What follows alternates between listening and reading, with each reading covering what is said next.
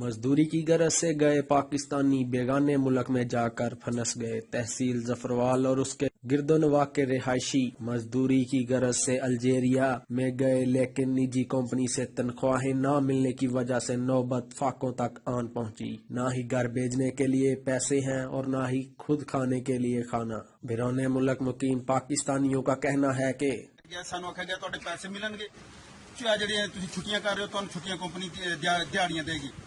लेकिन इस टाइम सानू बरोज जुमा 3/4/2020 सानू इस तरह हथ झाड़ के विखाया गया जी सलाम अलैकुम, कोई मसला नहीं, तुहाडी हत्थां दी मेहनत सी, मर गए तो कोई परेशान होने की लोड़ कोई नहीं।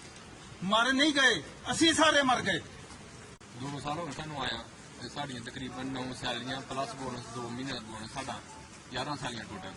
ਜਿਹੜਾ ਸਾਡਾ ਮਸੂਲ ਹੈ ਉਹਨੇ ਪੈਸੇ ਲੈ ਲਏ ਨੇ, ਤੂੰ $45,000 2-3 ਦਿਨ ਪਹਿਲਾਂ ਲਿਆ ਦੇਣਾ, ਠੀਕ ਹੈ।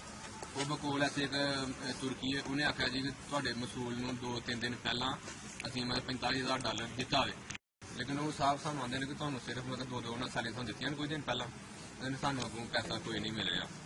ਸਾਰੀ ਕੰਪਨੀਆਂ ਤੋਂ ਬਿਲਕੁਲ ਮਤਲਬ ਚਲੀ ਗਈ ਹੈ, ਸਾਰੇ ਤੁਰਕੀ ਚਲੇ ਗਏ ਨੇ, ਸਟੋਰ ਵਿੱਚ ਜਿਹੜਾ ਮਾਲ ਸੀ ਉਹ ਵੀ ਉਹਨਾਂ ਚੁੱਕ ਲਿਆ ਵੇ। ਹੁਣ ਸਾਨੂੰ ਦੱਸੋਗੇ ਅਸੀਂ ਮਤਲਬ ਕਿੱਧਰ ਕੋਲ ਲਈਏ।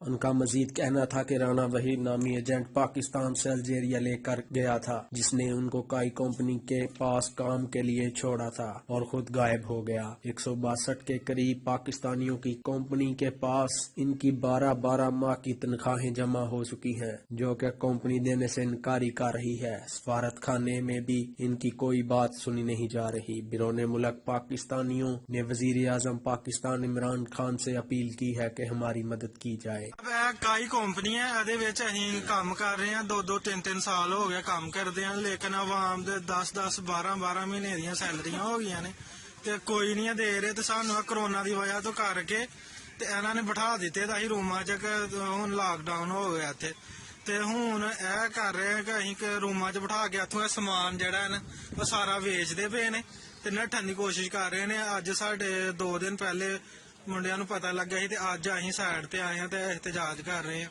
साडे नाल हो रही है ते उल्टा सानू धमकियां भी दित्तियां जा रही ने ते साडा गल सुनने वाला कोई नहीं है, ना सफारतखाने ना कोई दूसरा। यह कंपनी है जी, इत्थे असीं काम कर रहे हैं ते यह बिल्डिंग देखो, एडी बिल्डिंग असीं तैयार कर दी है।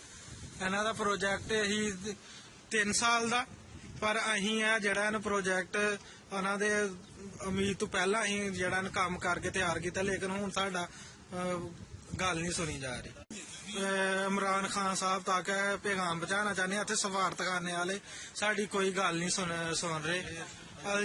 अल्जीरिया सफारतखाने च प्लीज मदद करन साडी। असीं कई कंपनी है तुर्की दी इत्थे अल्जीरिया दे विच काम कर रही, ओहदे वर्कर ते प्लीज साडी मदद कीती जाए।